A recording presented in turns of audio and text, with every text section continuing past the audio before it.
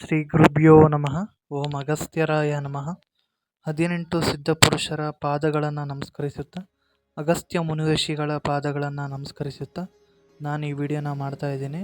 ಈ ವಿಡಿಯೋ ಮಾಡ್ತಿರೋ ಉದ್ದೇಶ, ಅಗಸ್ತ್ಯರವರ ಹಾಗೆ ಭೋಗ ಮುನಿಋಷಿಗಳು ಅವರು 2025 ಈ ವರ್ಷದಲ್ಲಿ 2025ರಿಂದ 26 ಏನೇನು ನಡೆಯುತ್ತೆ, ಪ್ರಕೃತಿಯಲ್ಲಿ ನಡೆಯುವಂಥ ಕೆಲವೊಂದು ವಿಚಾರಗಳು ಏನೇ ನಡೆಯುತ್ತೆ ಅನ್ನೋದನ್ನು ಹೇಳಿದ್ದಾರೆ. ಸೊ ಅದನ್ನು ನಾನು ಈ ವಿಡಿಯೋದಲ್ಲಿ ಹೇಳೋಕ್ಕೆ ಇಷ್ಟಪಡ್ತೀನಿ.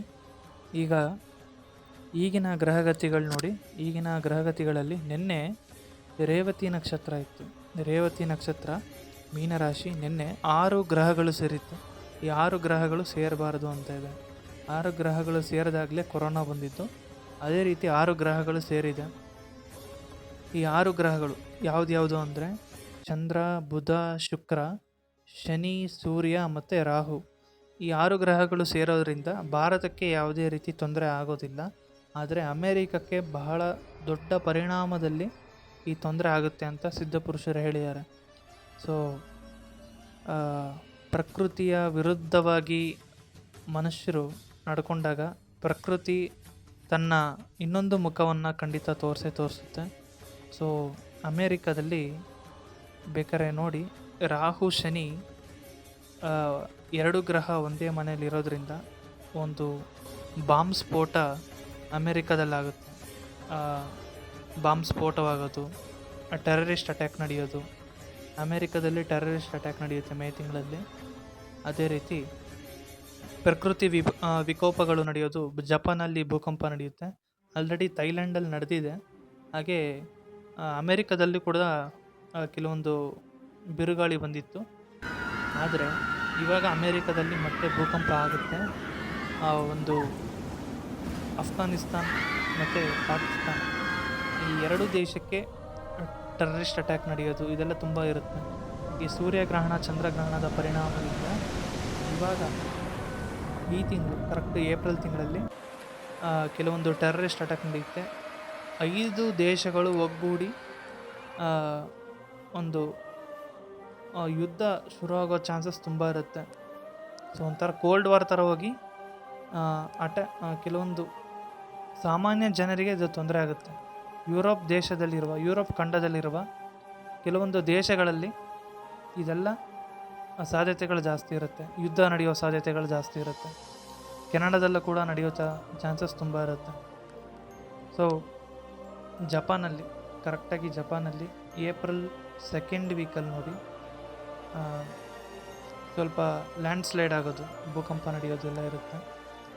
ಆಗಬಾರ್ದಂತ ನಾವು ಬೇಡ್ಕೋಬೇಕು. ಯಾಕಂದರೆ ಈ ವರ್ಷದಲ್ಲಿ ರಾಹು ಶನಿ ಸೇರಬಾರ್ದು. ಮೀನರಾಶಿಯಲ್ಲಿ ರಾಹು ಶನಿ ಇದ್ದಾರೆ.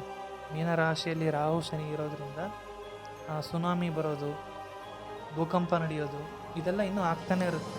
ಈ ಮೇ ತಿಂಗಳ ತನಕ ಒಂದು 5ರಿಂದ 6 ಅಥವಾ 7 ದೇಶಗಳಲ್ಲಿ ಭೂಕಂಪ, ಸುನಾಮಿ ಬರೋದು, ಇದೆಲ್ಲ ಜಾಸ್ತಿ ನಡೆಯುತ್ತೆ. ಆದರೆ ಮೇ ತಿಂಗಳಲ್ಲಿ ಯುದ್ಧ ನಡೆಯೋ ಚಾನ್ಸಸ್ ಇರುತ್ತೆ. ಮೇ ತಿಂಗಳಲ್ಲಿ ರಾಹುಕೇತು ಟ್ರಾನ್ಸ್ಲೇಟ್ ಆದಮೇಲೆ ಸಿಂಹರಾಶಿ ಅಗ್ನಿತತ್ವ ರಾಶಿಗೆ ಕೇತು ಹೋದಾಗ ಈ 2 ವರ್ಷಗಳ ಕಾಲ, ಕರೆಕ್ಟು ರಾಹು 18 ತಿಂಗಳಿರ್ತಾರೆ. ರಾಹುಕೇತು 18 ತಿಂಗಳಿರ್ತಾರೆ. ಈ 18 ತಿಂಗಳಲ್ಲಿ ಸಾಕಷ್ಟು ಅಮೇರಿಕಾದಲ್ಲಿ ಯುದ್ಧ ನಡೆಯುತ್ತೆ. ಇದನ್ನು ನೀವು ನೋಡ್ಬೋದು. ಇದನ್ನು ನಿಲ್ಲಿಸೋದಕ್ಕೆ ಪ್ರಯತ್ನ ಮಾಡ್ತಾರೆ, ಆಗೋದಿಲ್ಲ. 2 ವರ್ಷ ಕಾಲ ಯುದ್ಧ ನಡೆಯೋದು, ಇದೆಲ್ಲ ತುಂಬ ಇರುತ್ತೆ. ಸೊ ಈ ಗ್ರಹಣದ ಪರಿಣಾಮದಿಂದ ಡೊನಾಲ್ಡ್ ಟ್ರಂಪ್ ಅಮೇರಿಕಾ ಪ್ರೆಸಿಡೆಂಟಿಗೆ ತುಂಬ ತೊಂದರೆ ಆಗುತ್ತೆ. ನೀವು ಬೇಕಾದ್ರೆ ನೋಡ್ಬೋದು. ಇದು ನಾನು ಹೇಳ್ತಿರೋ ವಿಚಾರ ಅಲ್ಲ. ಅಗಸ್ತ್ಯ ಮುನಿಋಷಿಗಳು, ಭೋಗ ಮುನಿಋಷಿಗಳು ಆಲ್ರೆಡಿ ಅವರ ತಾಳೆಗರಿಯಲ್ಲಿ ಬರೆದಿರೋ ಅಂಥ ವಿಚಾರನ ನಾನು ನಿಮ್ಮ ಮುಂದೆ ಹೇಳ್ತಾ ಇದ್ದೀನಿ. ಹಾಗೆ ಕರ್ನಾಟಕದಲ್ಲಿ ಯಾವ ರೀತಿ ಇರುತ್ತೆ ನೋಡಿದ್ರೆ, ಕರ್ನಾಟಕದಲ್ಲಿ ಮುಖ್ಯಮಂತ್ರಿ ಚೇಂಜ್ ಆಗೋ ಸಾಧ್ಯತೆ, ಈ 2 ವರ್ಷದಲ್ಲಿ ಮುಖ್ಯಮಂತ್ರಿ ಚೇಂಜ್ ಆಗೋ ಸಾಧ್ಯತೆ ಖಂಡಿತ ಇರುತ್ತೆ. ಏನಕ್ಕಂದರೆ ಶನಿ 5ನೇ ಮನೆಗೆ ಬರುತ್ತೆ. ವೃಶ್ಚಿಕ ರಾಶಿ ಕರ್ನಾಟಕ ಬರುತ್ತೆ. ವೃಶ್ಚಿಕ ರಾಶಿಗೆ 4ನೇ ಮನೆ ಕುಂಭರಾಶಿಗೆ ರಾಹು ಬರ್ತಾರೆ. 5ನೇ ಮನೆಗೆ ಶನಿ ಹೋಗ್ತಾರೆ. ಹೇಗೆ ಮನುಷ್ಯರಿಗೆ ರಾಶಿ ನಕ್ಷತ್ರ ಇರುತ್ತೋ ಅದೇ ರೀತಿ ಕರ್ನಾಟಕಕ್ಕೂ ರಾಶಿ ನಕ್ಷತ್ರ ಇರುತ್ತೆ. ಒಂದೊಂದು ಊರಿಗೂ ಒಂದೊಂದು ಸ್ಥಳಕ್ಕೂ ರಾಶಿ ನಕ್ಷತ್ರ ಇರುತ್ತೆ.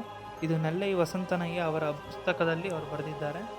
ಈಗ ಕರ್ನಾಟಕ ವೃಶ್ಚಿಕ ರಾಶಿ ಅಂದರೆ 5ನೇ ಮನೆಯಲ್ಲಿ ಶನಿ ಹೋದಾಗ ಖಂಡಿತ ರಾಜಕಾರಣಿಗಳು ಮೀನ್ಸ್ CM ಚೇಂಜ್ ಆಗೋ ಸಾಧ್ಯತೆ ಖಂಡಿತ 2 ವರ್ಷದಲ್ಲಿ ಆಗುತ್ತೆ.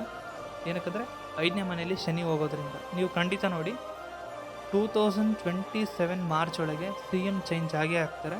ಇದು ನಾನು ಬೇಕಾದ್ರೆ ಬರ್ಕೊಡ್ತೀನಿ. ಏನಕ್ಕಂದರೆ ಶನಿ 5ನೇ ಮನೆಯಲ್ಲಿರೋದು. ಸೊ ಇದರಿಂದ CMಗೆ ಭಾಳಷ್ಟು ಹೆಲ್ತ್ ಇಶ್ಯೂಸು ಬರುತ್ತೆ. ಹಾಗೆ ಈ ಗ್ರಹಣದ ಪರಿಣಾಮದಿಂದ ಭಾರತಕ್ಕೆ ಯಾವುದೇ ರೀತಿ ಸಮಸ್ಯೆ ಇಲ್ಲ. ನಮ್ಮ ಅಕ್ಕಪಕ್ಕದ ದೇಶ ಚೈನಾದಲ್ಲೂ ಕೂಡ ಒಂದು ಯುದ್ಧ ನಡೆಯುತ್ತೆ. ಚೈನಾ ಮತ್ತು ಅಮೇರಿಕ ದೇಶದವರಿಗೆ ಕೆಲವೊಂದು ಕೋಲ್ಡ್ ವಾರ್ ನಡೆಯುತ್ತೆ. ಹಾಗೆ ಚೈನಾ ದೇಶಕ್ಕೆ ಒಂದು ದೊಡ್ಡ ಕಳಂಕ ಕಾಯ್ತಾ ಇದೆ, ದೊಡ್ಡ ಒಂದು ಕಂಟಕ ಕಾಯ್ತಾ ಇದೆ. ಅದು ಕರೆಕ್ಟು ಮೇ 1st ವೀಕಲ್ಲಿ ನಡೆಯುತ್ತೆ. ಚೈನಾದು ಒಂದು ದೊಡ್ಡ ಕಂಟಕ ಕಾಯ್ತಾ ಇದೆ, ಮೇ 1st ವೀಕಲ್ಲಿ ನಡೆಯುತ್ತೆ. ಇದು